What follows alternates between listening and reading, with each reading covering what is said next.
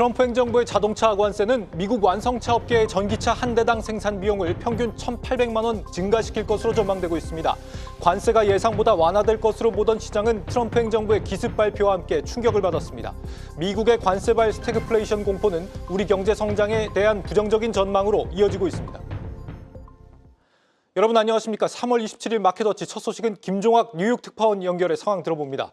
김종학 특파원, 이 트럼프 대통령의 관세 부과는 자국 제조업 부활이 목적이라고 하는데 어쩐 일인지 미국 완성차 업체들 주가까지도 이 타격을 받고 있습니다. 어떤 해석이 나오나요?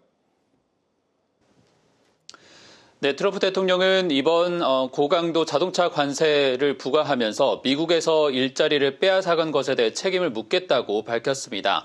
표면적으로는 수입 제품의 가격에 25%의 관세를 매겨 자국 공장에서 만든 포드, GM 차량의 가격 경쟁력을 키운 뒤 국내 생산도 늘리겠다라는 건데 주요 투자기관과 차량 유통업체들은 이번 관세가 오히려 역효과를 낼 수 있다고 경고하고 있습니다. 이번 미국에서 판매하는 차량 가운데 약 40%는 이미 수입 브랜드이고 생산 공장이 해외인 모델을 포함하면 그 비중이 60%를 넘어갑니다. 포드의 전략 모델인 브론코는 전체 부품의 70%를 이미 멕시코산에 의존하고 있고 제너럴 모터스의 소형 크로스오버 차량은 우리나라에서 생산하고 있습니다. 완성차 기업들은 중국과 멕시코, 한국 등 해외 생산을 통해서 공급망 비용을 절감해왔고 미국, 멕시코, 캐나다 협정 그리고 한미 FTA 등을 활용해온 효과가 이번 조치로 사라지게 되는 겁니다. 이미 짐팔리 포드 최고 경영자가 미국 완성차 산업에 구멍이 생겼다는 비판을 내놓기도 했습니다. 현재 콕스 오토모티브 집계에 따르면 3월 기준 미국 내 평균 신차 가격이 약 4만 8천 달러 선인데 싱크탱크 앤더슨 이코노믹 그룹의 전망에 따르면 25% 관세가 즉시 적용될 경우 평균 가격이 12,000달러 인상해서 6만 달러, 우리 돈으로 약 8천만 원을 넘어설 것으로 예상됩니다. 피터슨 국제경제연구소의 메리 러브리 박사도 자동차 가격 상승과 선택지 축소로 인해서 중산층과 하위 계층의 부담이 커질 수 있다고 전망하고 있습니다. 2월 미국 소매 판매 자료에서도 보면 자동차 판매가 이미 전년 말 대비 0.4% 감소했는데 인플레이션 둔화와 차량 가격 안정에 힘입어서 회복하던 시장이 다시 악화할 위험도 커지고 있습니다. 캐피탈 이코노믹스는 이번 관세가 장기적으로는 투자와 생산을 촉진하겠지만 단기적으로는 가격 인상으로 인한 인플레이션 압력을 유발할 수 있다는 우려를 역시 내놓고 있습니다. 네, 불과 이틀 전까지만 해도 트럼프의 관세 부과가 유연하게 적용될 거란 해석들이 있었는데 오늘 발표된 내용은 이런 기대와는 정반대인 것 같습니다. 네, 그렇습니다. 백악관의 캐롤라인 리빗 대변인이 이미 트럼프 대통령의 발언 시점을 예고하면서 미 뉴욕 증시에 한 차례 타격을 줬고 관세 부과 행정명령 이후에는 자동차 업체들의 주가가 시간 외에서 많게는 7%나 하락했습니다. 모건스탠리의 다니엘 스켈리 전략 책임은 다음 주 관세 발표일이 종점이 아니라 협상의 출발점이 될 수 있다면서 시장은 상승세를 되찾기 어려울 수 있다는 비관론도 내놓고 있습니다. 제너럴 모터스와 스텔란티스, 포드 등 미국 완성차 기업들이 트럼프 행정부와 그간 협의를 진행했음에도 큰 틀은 달라지지 않았고 오는 2일 상호 관세에 또 반도체, 목재 등에 대한 추가 관세까지 붙기 때문에 불확실하다라는 겁니다. 트럼프 대통령의 오늘 발언을 다시 뜯어보면 자신의 임기 내 이번 관세는 영구적으로 부과해서 미국 내 공장을 세운 경우에만 관세를 면제하겠다는 뜻을 굽히지 않고 있습니다.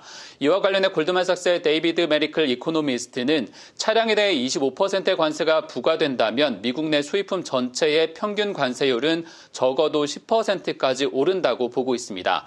트럼프 대통령이 상호 관세율을 낮게 매기겠다고 말했지만 부가가치세 등 비관세 장벽을 감안한 최종 관세율은 15%에 달할 수 있다는 전망도 나옵니다.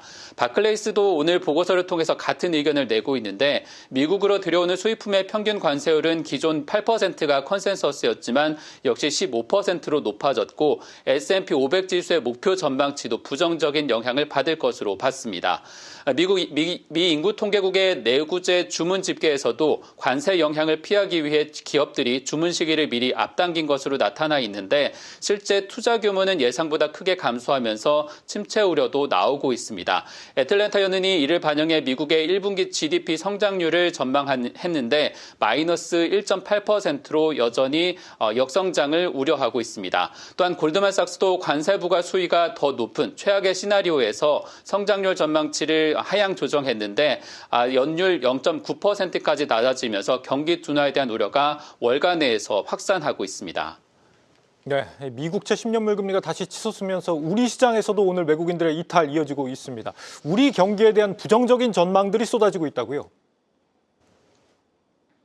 네, 월가에서도 한국에 대한 평가들이 썩 좋지는 않습니다. 골드만삭스는 우리나라의 2025년 성장률 올해 전망치를 1.8%에서 1.5%로 이미 0.3%포인트 하향 조정했는데 자동차 관세 부과를 감안한 비중이 이러한 감소분의 절반이라고 밝혔습니다. 여기에 오는 2일, 다음 달 2일 대미 수출 2위인 반도체까지 상호 관세와 별도로 또 다른 관세 부과 대상에 포함된다면 경상수지와 원화 가치까지 추가로 타격을 받는다는 분석을 내놨습니다.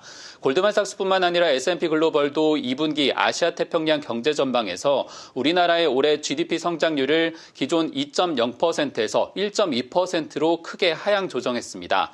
루이카우스 수석 이코노미스트는 우리나라가 자동차 관세의 직접적 영향을 크게 받고 있고 무역 불확실성이 수출 위주의 경제에 부정적인 영향을 줄 수 있다고 평가했습니다. 또한 지난주 스콧 베센트 미 재무장관이 폭스뉴스와의 인터뷰에서 미국의 주요 교역 국가 가운데 무역 불균형 국가 15곳을 대상으로 고강도 관세 부과를 예고한 점도 우리나라에 대한 여러 우려를 증폭시키고 있습니다. 미 연방광부에 따르면 지난해 미 교역 국가 가운데 중국과 유럽연합 그리고 대만, 일본, 우리나라 등이 이러한 무역 불균형 대표 국가에 들어가 있습니다.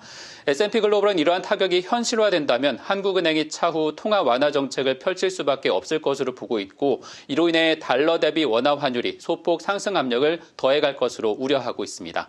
지금까지 뉴욕에서 전해드렸습니다.